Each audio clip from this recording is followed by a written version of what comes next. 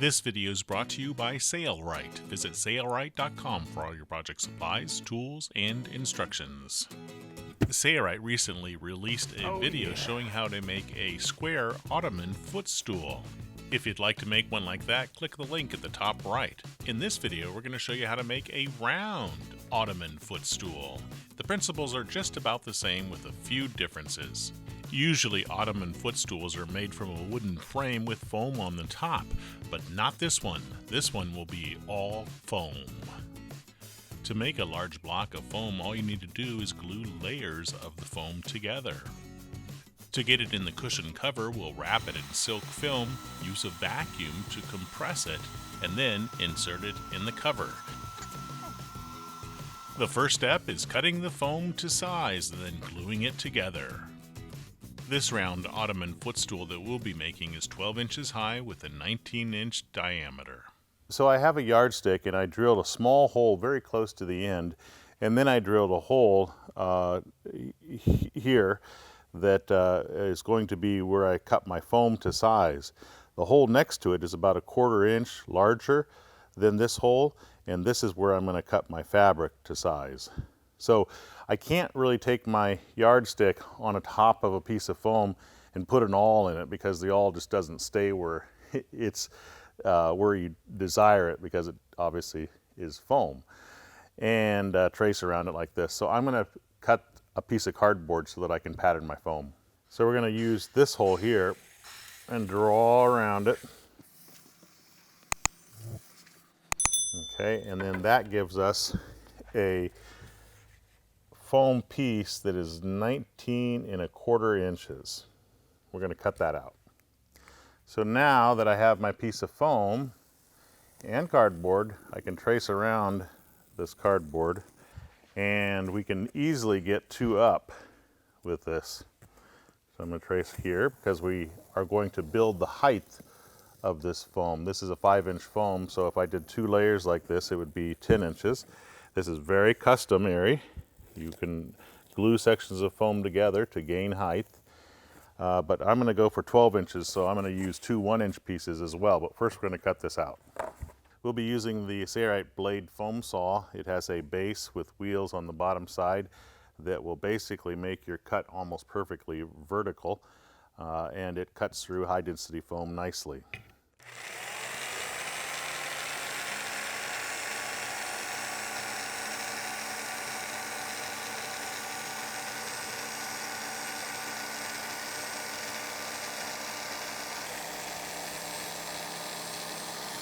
This is an electric kitchen knife that you use for Thanksgiving to cut the turkey. It can be used, but it's a little bit more difficult, especially with a high density foam like we're using here. Let me show you how to do it. So I'm going to take my cutter, and you can either do it like this, but I'm going to go like this and try to keep the blade perfectly straight. And I'm off the edge of the table. With this foam cutter, you have to go up and down a little bit when you're using high density foam. I'm only going to cut a little bit of this because I do not like using this. So I'm trying to keep it straight. I'm finally up against my edge. If you take your time, you can do this.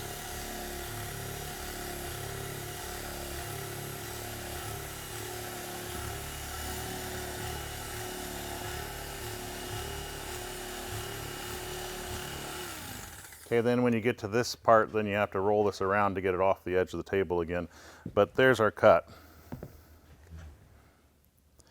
And even though it looks rough, it's not perfectly straight, but it's still going to work well in the cover. I'm going to leave this here, but I'm going to use the professional foam cutter to cut out the rest. And then when we're done with the cushion cover, you'll notice that you can't even see this. Okay, this is the edge we cut with an electric kitchen knife, and not very pretty. I'm going to use a lid off of a glass jar that I've punched holes in with a nail, and we can shave this away pretty easily. So don't let this alarm you. Watch what we can do. Now it makes a huge mess. That's the part that I hate.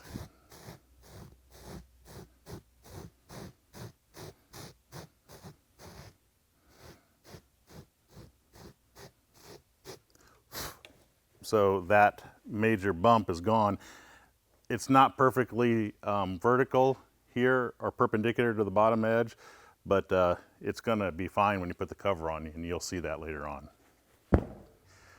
So we're going to use foam lock spray adhesive available from Sailrite, and we're going to glue 2 sections of a 1-inch foam together to get our 2 inches, because we're just using scrap foam that we have around the building.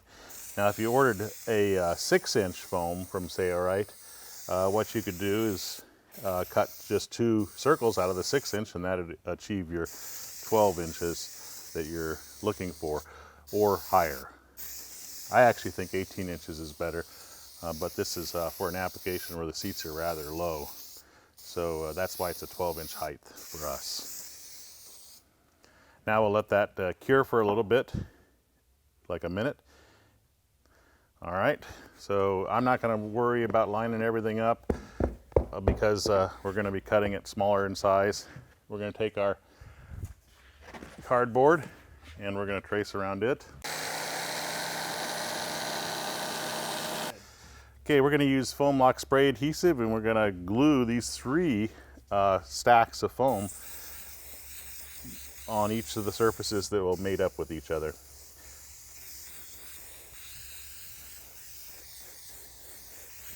One, 2, 3, and then we'll do the other side of this one. Okay, a minute or so allows it to cure enough so that it can be bonded together. When you originally stick it down, you will have a little bit of time to maneuver things.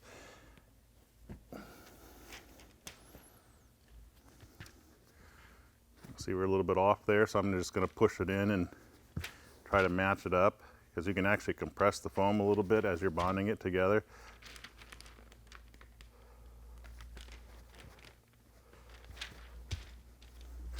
Now we're going to shave that away in a little bit.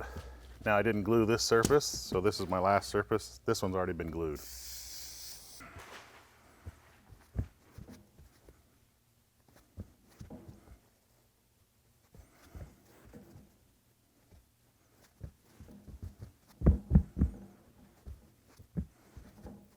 Okay, so see how we got it? It's pretty good. Now let's take this and this part that's sticking out a little bit, and we'll take our lid that we punched holes in with a nail, and we will shave it down a little bit.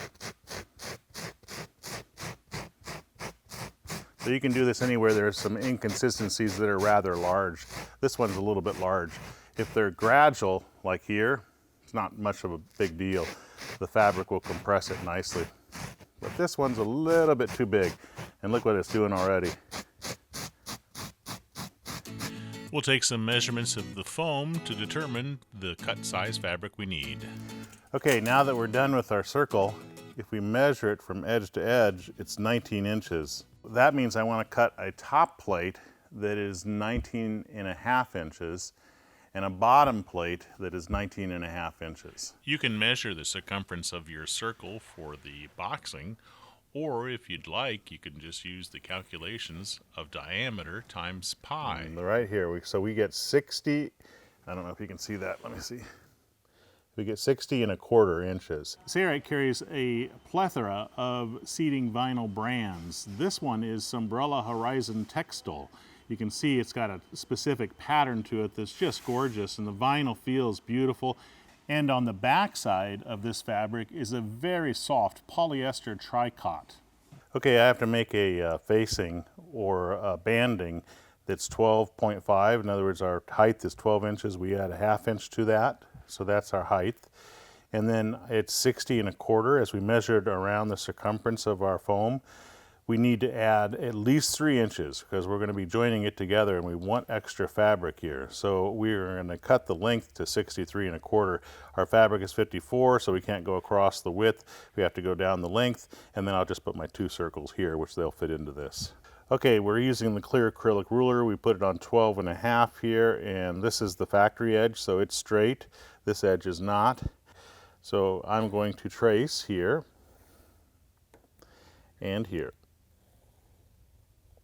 Okay, and then I'm going to measure 12.5 here. Put a line like that, We'll join these lines here in a minute. And then we're going to measure the 63 1/4, at least that right here. So that will be our end. So now I'll just join these lines. Now it's extremely important that the ends be cut so that they're perpendicular. So this has to be a perfect, rectangle. We measured our foam, and our foam was 19 inches. Our pattern is actually 19 1/4. It's not uncommon that your foam may be a different size than this pattern. While filming, we had an issue with our audio here, so I'll explain it now. When we measured the diameter of our foam, it was 19 inches, and we want our top plate and bottom plate to be a 1/2 inch larger, so we're going to make it 19 1/2. Now this cardboard piece is 19 1/4, we just measured it, so I'm going to make it a little bit larger to hopefully equal 19 1/2 when we're done. So I'm just trying to hold the pencil so it marks about 1/4 inch outside the edge of this cardboard piece. If it doesn't, I'll make modifications. We'll measure it before we start cutting. For normal cushions, we usually make the top and bottom plate the exact size of the foam. But for thick blocks of foam like this, they're not going to compress as much. That's why we add a 1/2 inch to the diameter of the foam when we're doing large chunks of foam like this. So now when we measure the diameter of our circle, it's 19 1/2. That's perfect. We're going to do one more. Because we're using a marine quality seating vinyl, when we make the bottom plate, we can easily sew in the U-shaped zipper, which is required for such a large piece of foam, and slit it without it unraveling. So we can use that vinyl fabric for the bottom of our ottoman, but we can't do that with a woven fabric. We're going to discuss that next. Now we've made an Ottoman footstool for a boat out of vinyl fabric. It too can be used indoors as well. But we also wanted to show you that it can be made with an upholstery fabric as we've done here. This is a woven fabric, and we use the woven fabric for the boxing, which is the sides of the Ottoman footstool, and the top. But we don't want to use a woven fabric for the underside. Why is that? Well, the underside, when you cut this U-zipper in, and believe me, you need a large zipper to get this much foam in the cushion. If you cut a slit in the woven or upholstery fabric, you'll have unraveling like crazy. So we recommend using a cushion underlining material. We have cushion underlining material that's very inexpensive.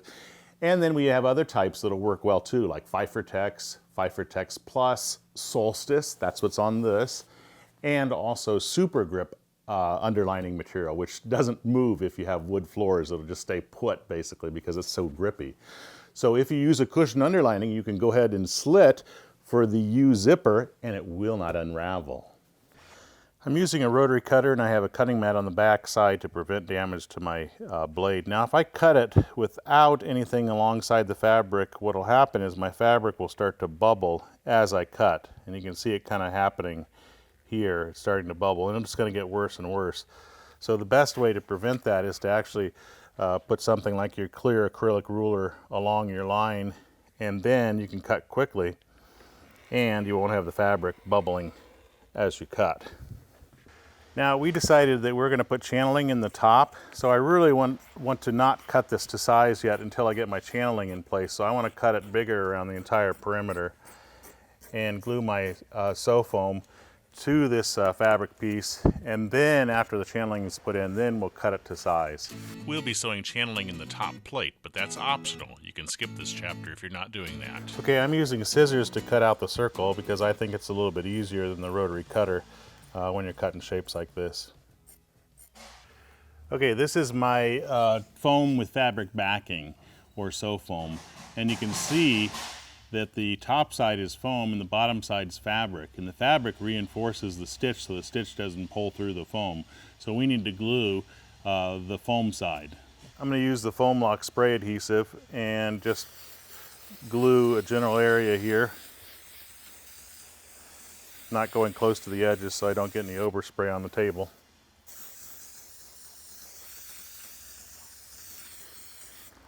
And then I'm going to take my piece of fabric and apply glue to it as well.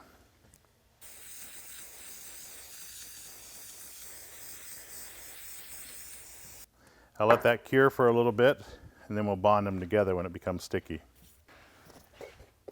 So now we're gonna just bond this together. Make sure that it's nice and flat. My pattern back on top. Okay, so I'm going to trace around it with my chalk. Not that I'm gonna cut it at this point, I just wanna know where the circle is. And this will make it possible for me to know, exactly where I want my channeling. So there we go. So if I measure my circle, I'm 9.5.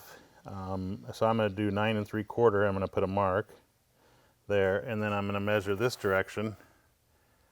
And 9 3/4 is a mark here. So one more time. 9 3/4 is right there. And there. So there's my middle position right there where the X is. So now I'm going to put a line right on that from the middle position, strike a line with my chalk, which comes up pretty easily there. And my channeling will be 2 inches from that mark all the way across my circle. So I'm using a clear acrylic ruler, which you can see through, which makes this job pretty easy. Okay, we're just going to cut bigger by about 1 inch around the entire perimeter in case things shrink up a little bit, because when you sew channeling, things can shrink. Okay, anytime you do channeling, you want to make sure that you have a full bobbin. You don't want to run out in the middle of your stitch. And we're doing a 6mm stitch length, and we will just sew right on top of our lines. We are not going to do any reversing. Let's check our stitch tension, a little bit too much tension. So for some reason when you're sewing channeling, it always messes with your tension, so I like to check it right away. See if that looks better. Yeah, that looks really good. So no reversing because we're going to be cutting it to size.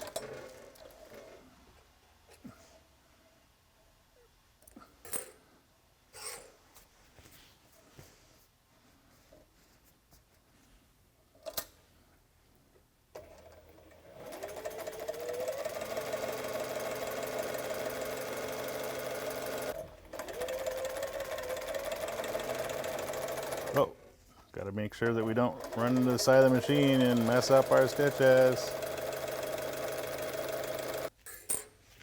I'm going to reverse it around here because I'm getting to the other side. I'm still going to have to obviously tip the material back so that I don't run into the sewing machine when I sew this, because I want to try to keep it nice and straight. So I'm just going to tip it back like this.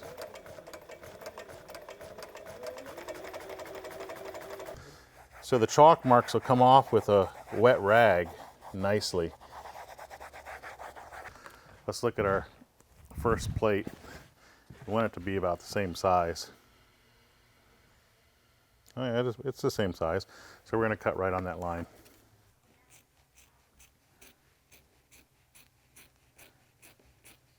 So now we have our top plate with channeling and our bottom plate. And we need to put a zipper in that one. And then we're going to put our banding on so that outside surfaces face each other. And we're going to start at the center position, which is this stitch. And we're going to sew probably about 1 inch away from that stitch. And we'll start with about 2 inches of extra fabric. And then we'll sew around all the way here. And we'll stop sewing short of this center position. And these two halves are going to overlay each other, and we'll mark them a 1/2 inch with a 1/2 inch seam allowance, and then we know where they're joined together. But before we do that, we need to put a zipper in this bottom plate. Next, we'll be sewing the U-shaped zipper in the bottom plate. Okay, the zipper, this is a coil zipper. It has teeth, if you look at a side profile, that are raised up here and no teeth on the bottom. So the teeth have to face the underside of the fabric like that. This is the outside surface here. So what we want to do is we want to put double-sided tape on the flange. This is a 1/4 inch seam stick for canvas and upholstery, which doesn't yellow. and sticks really well. And we're going to stick it to this side, and we're going to keep it about an 1/8 inch or a 1/16 inch away from the edge of the zipper, so it's away from the teeth. And we'll stick it on this side as well, doing the same thing.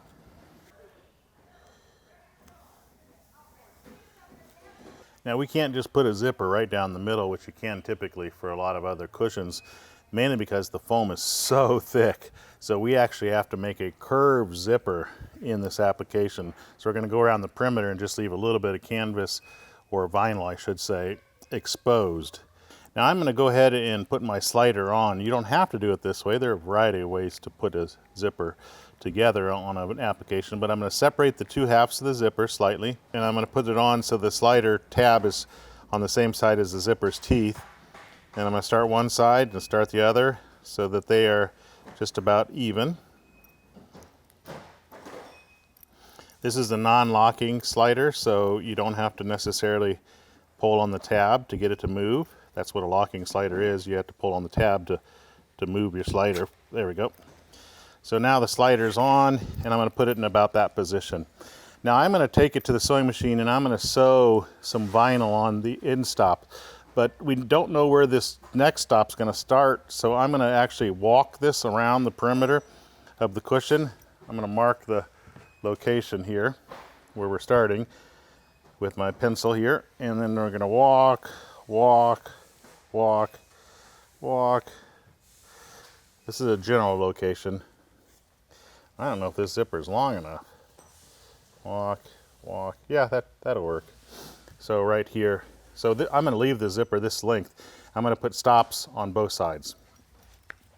So out of my scrap, I cut a piece of scrap. Nobody's going to see this. That's about the width of the zipper. And I'm going to just cut this in half so I can use it on both ends. I'm going to peel up a little bit of the transfer paper that we basted on there. And then I'm going to fold this just in half and put it on top like that. And we will sew over it right like this.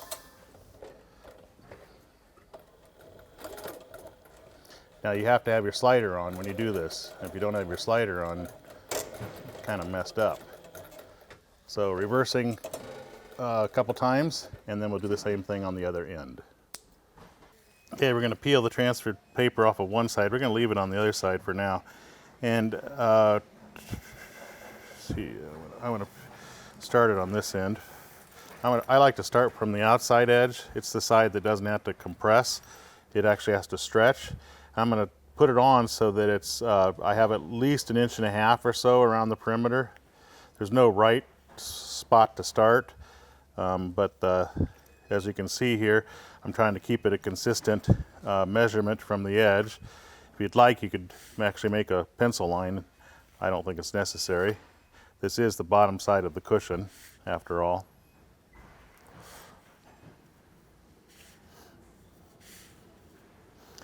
And it is double-sided tape too, which means that if you don't like how it's going down, you can always peel it up and reapply.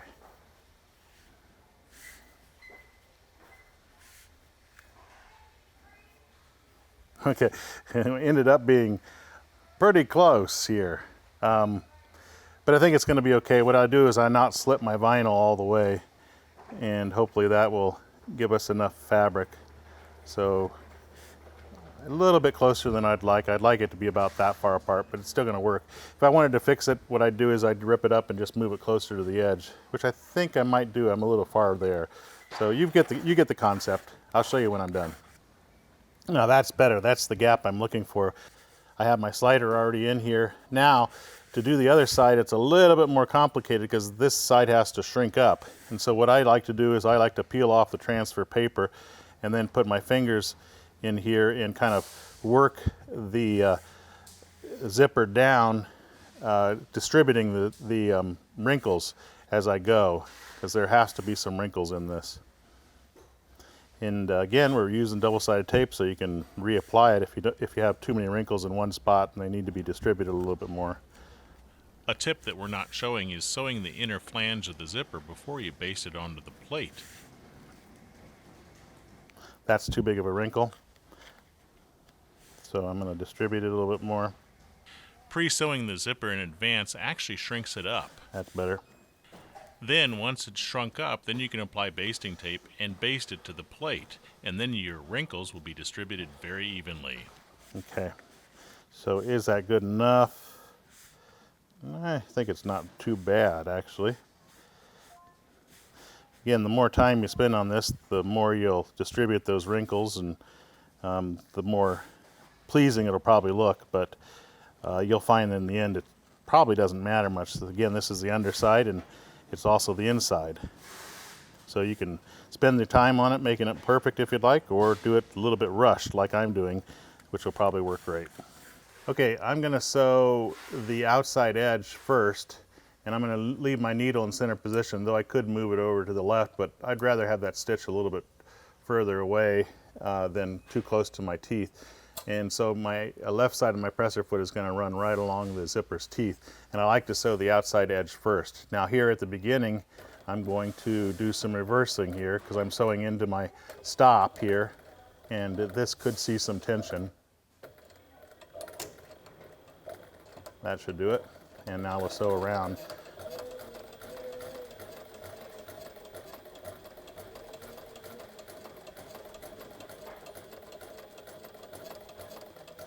Okay, we're getting close to the slider here, and what I'm going to do is I'm going to stop with my needle buried, and I'm going to lift my presser foot.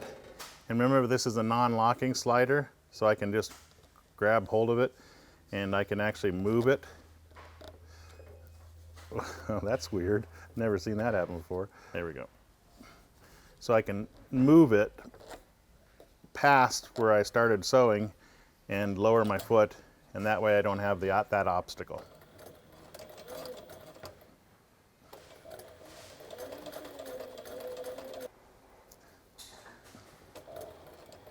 When I reach this end, I'm going to do some more reversing here.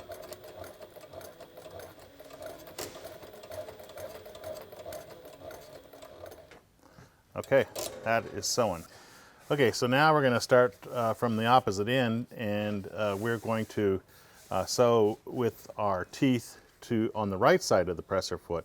This is not something I typically do, but because I like to sew all my zippers on one side of the presser foot, but the needle's in the center position, so it should be exactly the same position as it is on the other side. So now we're going to be sewing over a lot of those bumps and wrinkles. We're going to do some reversing at the beginning. Make sure that you lock it in place well. Okay, and since we basted everything really should stay in the right spot. We'll just sew right over those wrinkles.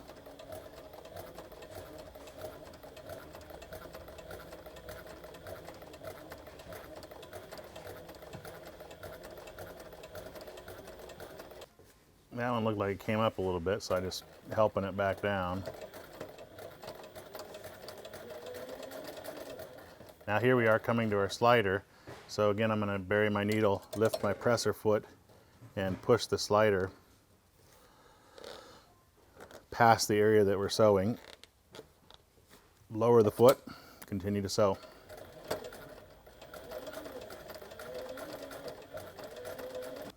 And I'll do some reversing here.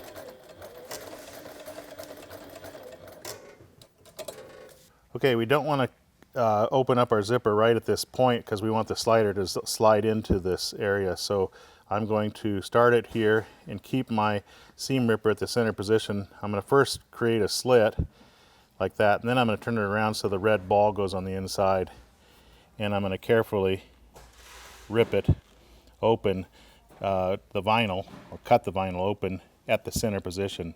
Now if your seam ripper is dull, you need to get another seam ripper. Mine's a little bit getting to that point where it's not cutting very well, so I think I'm going to get another seam ripper. Oh yeah, here's a brand new seam ripper. Look at the difference. So just keep doing this all the way around, and then we're going to stop short when we come over here as well. Next, we'll join the boxing, or banding, or facing as it's sometimes referred to the top plate. So this is our center channeling. If you didn't have channeling, it wouldn't matter where you started. But for us, we want to have the seam coming down almost in line with that. So I'm not going to leave as much as I said earlier. I'm going to leave about 1 inch over there, and I'm going to sew about 1 inch away from there. So I'm going to start sewing right here. I just want to have enough that I can easily join it together after I'm done. And I'm going to sew a 1/2 inch from the edge. That's what we calculated for. I'm going to put my magnetic guide on so that I keep it at a 1/2 inch. I'm going to put it in a spot where you can see it. Usually it goes like that. And I will start sewing here. Oh, presser foot's not down. See, because of the foam, it looked like the presser foot's down. See the unraveling of the thread? Yeah, I made a mess. If you don't put your presser foot down, you will have problems. I say it all the time, and I just did it. Okay, got the mess cleared out. We'll start again. Presser foot's down. Now we can start sewing. And all I want to do is match up this edge as I sew around a 1/2 inch.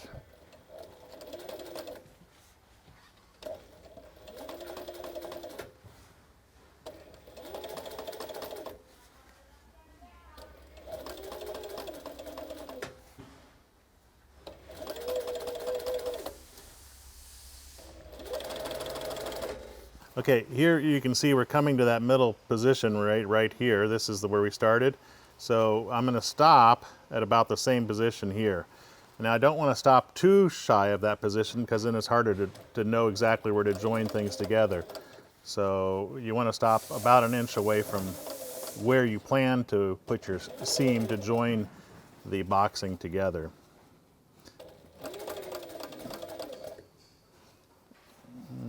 A little bit more right there.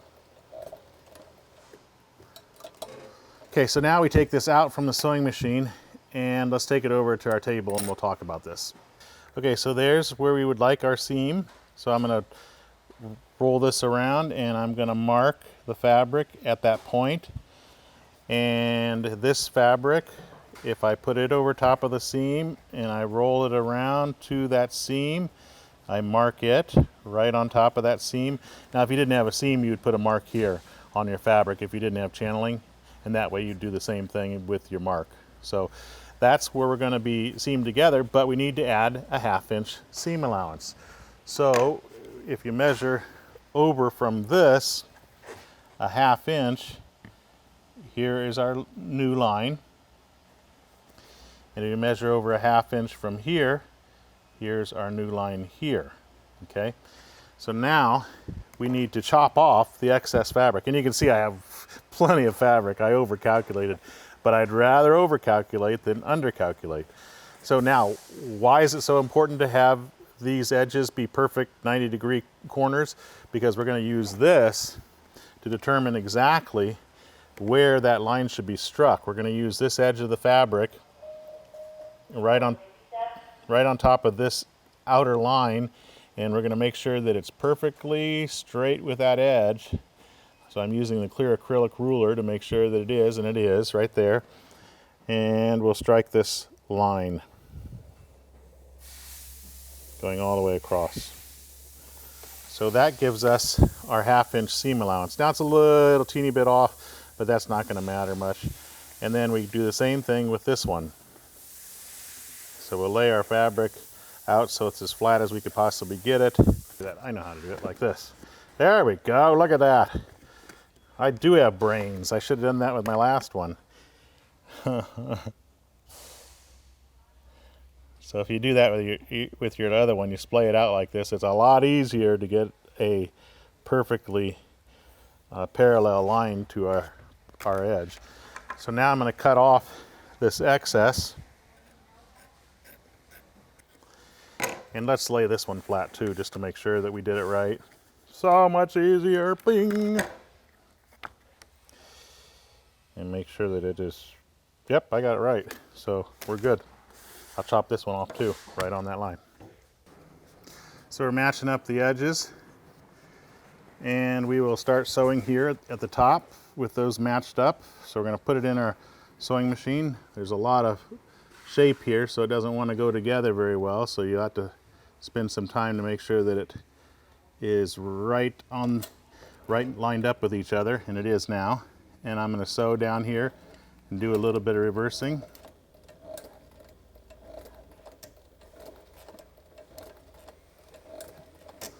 Okay. And then as I sew down, I'm just going to make sure the edges are lined up.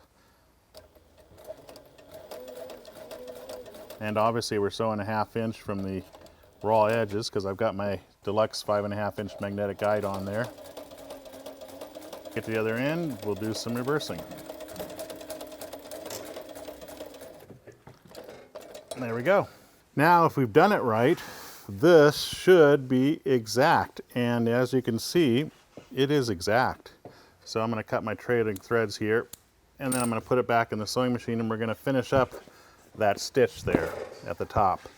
So put her back in. I'm going to sew about 1 inch or so over my previous stitches, making sure that I sew directly. I'm going to lift the foot, roll the balance wheel around by hand because I want to sew directly over top of those previous stitches. Right there. Now I'm right on top of them. Now I'll lower my foot and I will sew with a little bit of reversing here. And we will sew over, folding this back.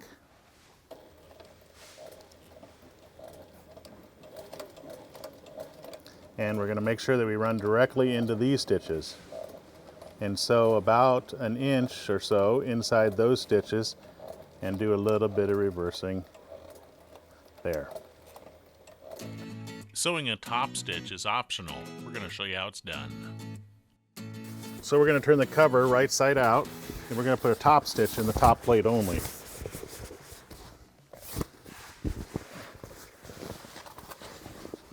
Wow, she's looking good.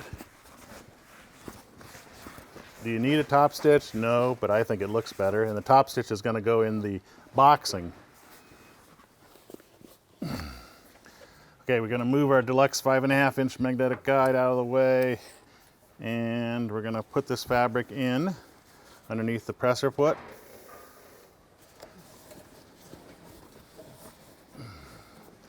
And we really should start where that seam is. Where is that seam at? It's clear over on the other side. I think I'm going to put it in on the other side.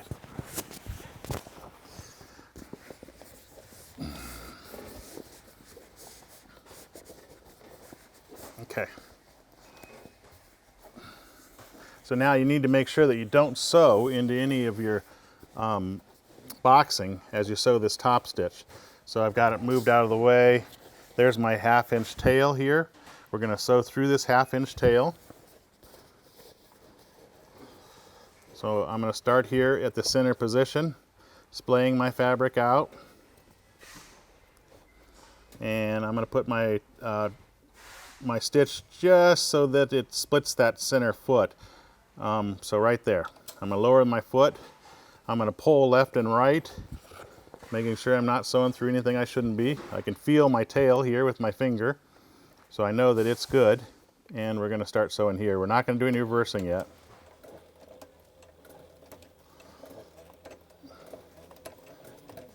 Now take your time with this. This is a stitch that everybody's going to see.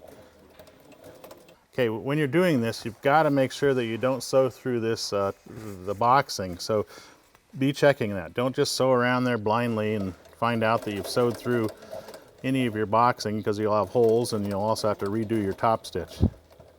So I'm going to check every once in a while to make sure that it's out, and it is. And then I'm going to splay it apart, make sure my tail's going the way of the boxing, and it is. And so we're going to sew all the way around the perimeter until we get to the beginning part, and then we'll show you that again.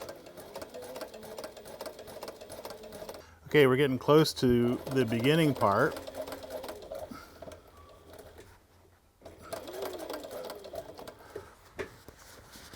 As you can see it here, I'm going to cut this trailer thread because I don't want that to be in the way.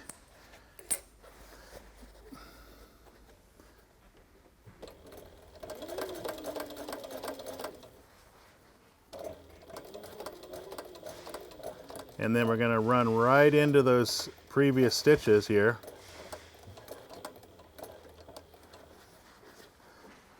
by a ½ inch or an inch, and then I'm going to do some reversing.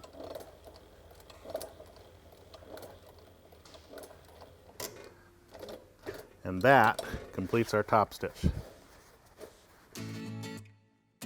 Now we'll join that assembly to the bottom plate. Okay, you've got to turn it wrong side out to put the the bottom plate on. Okay, and this we're going to call the back side of it, so I'm going to try to have it someplace in this vicinity here, so it would go on like so. So we will start sewing right about here and sew around. Okay, so right about here is general enough for me. I'm going to try to keep this flange pushed back the same direction as it is here, which is back this direction. So this ½ inch tail will go like that.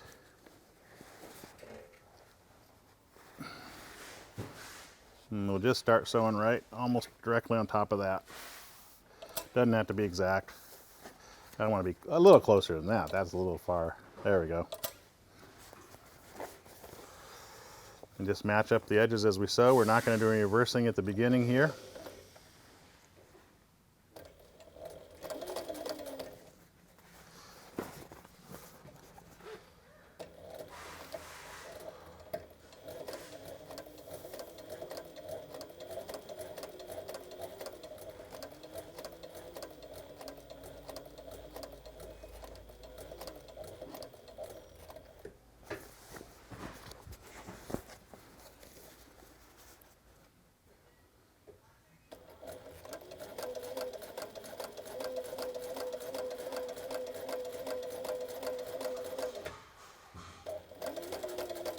We're going to sew all the way around the perimeter like this, and before we reach the beginning point, we're going to stop and hopefully show you that it came out perfectly.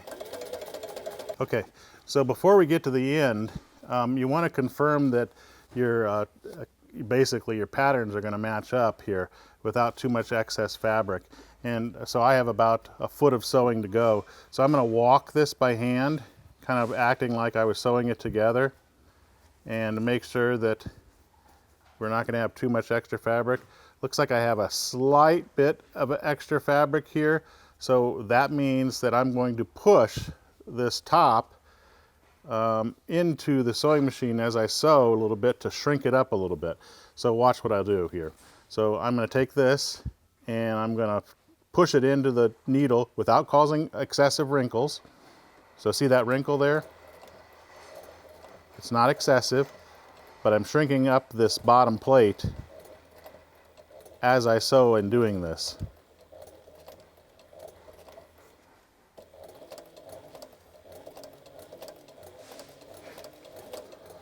Now let's bury our needle and check again.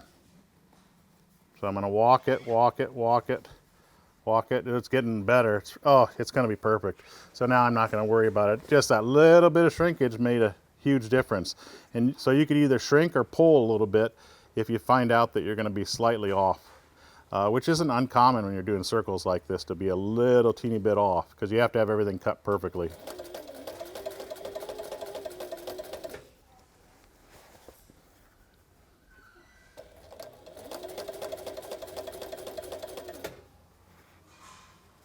Look at that, we're going to be gorgeous. Okay, so when we get to this stitching, again, we're going to try to keep everything on top of itself. We're going to cut that so that I don't have to contend with it. I'm going to try to run right over top of that stitch by about an inch or two, or an inch, I shouldn't say two, and do some reversing.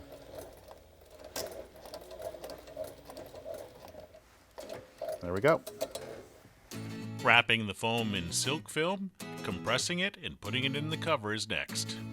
So now that we have it done, all we need to do is open up our zipper and turn it right side out.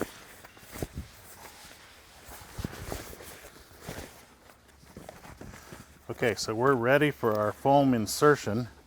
And getting a large chunk of foam like this in something like this is not easy. And in fact, it's almost impossible to do it without sucking it down with silk film. Now, this foam on the bottom side, the 2-inch foam that we have, is a little bit, well, it's definitely firmer. It must be an extra firm foam. We use some scrap foam to make this. So it's not going to compress as well as this firm foam will. So I'm going to put this on the bottom. I usually like to put the firmer foam on the bottom. First off, we need to wrap it in silk film so that we can compress it with a vacuum cleaner. So I have my silk film here, and I'm just going to take an extra large piece. I do not like to be too conservative with silk film because it just makes it impossible to suck it down. It's better to have too much than too little. And this is 54 inches wide, it's center folded, so all I have to do is open it up and then it'll be 54 inches wide. So I'm going to open it up here. Okay, we're going to put our foam in the middle of the silk film, and then I'm going to wrap it around it. And then I'm going to take a vacuum. I wish I had a bigger shop vac. I don't. The bigger shop vac definitely works better, but hopefully this will be enough suction. We're going to wrap this around it. We still have to find an opening in the foam to put our vacuum cleaner hose into. Okay, so now we're going to put our vacuum on the foam, not on the plastic. We're going to close it up to the best of our ability here.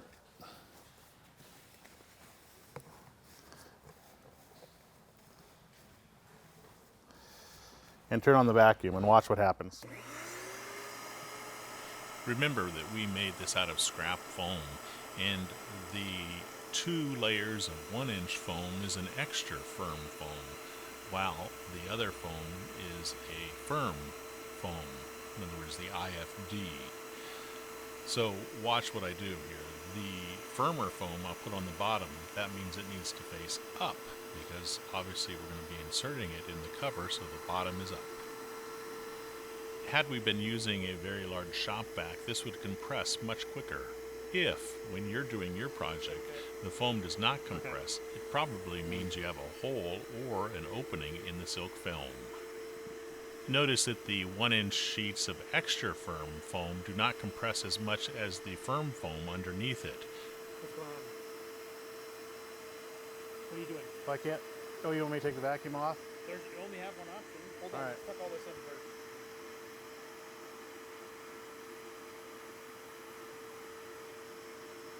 Okay, ready? Yeah, you have to make sure you work hard.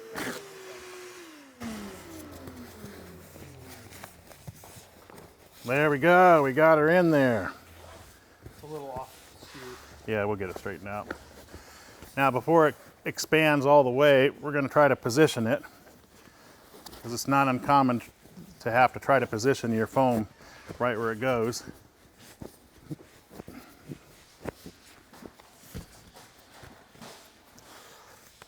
And I'm going to cut some of this excess away. We don't need all this silk film in here.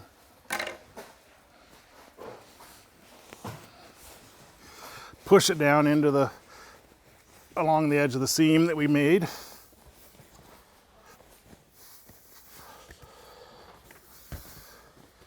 It's like we need to go shove a little bit more down here. See that this edge is not perfectly along the edge. So sometimes you can insert your hand inside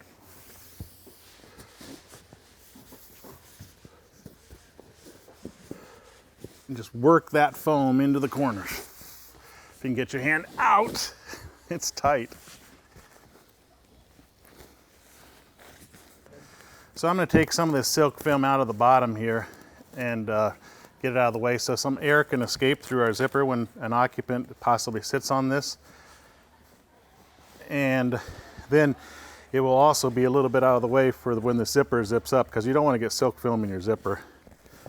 So now, just in an effort to keep everything out of the way, I'm going to put my middle finger underneath the slider, and I'm going to zip it shut with my middle finger in there, which helps to prevent the silk film or anything else from getting caught in our zipper's teeth. And then when we come to this end, I can shove the slider in underneath the vinyl, and there we go. So that's the bottom side with the zipper, and that is the top side. Be nice. Don't go away, the materials list and the tools list is coming up next. It is only through your loyal support that these free videos are made available. Thanks for your loyal support. And be sure to subscribe to the Sayrite YouTube channel. Click the bell to be notified of new videos when they become available. Thanks. Here's the materials list and all the tools that we used to make this round Ottoman footstool. Sayrite carries multiple thicknesses and sizes of foam that you can select from, and also great marine quality vinyl fabrics and also woven fabrics. Remember, if you use a woven fabric, be sure to use a cushion underlining material for the bottom plate. That way when you cut the zipper slit, it will not unravel. If you'd like to see the video on how to make a square-shaped ottoman, click the video link here. I'm Eric Grant, and from all of us here at Sayrite, thanks for watching.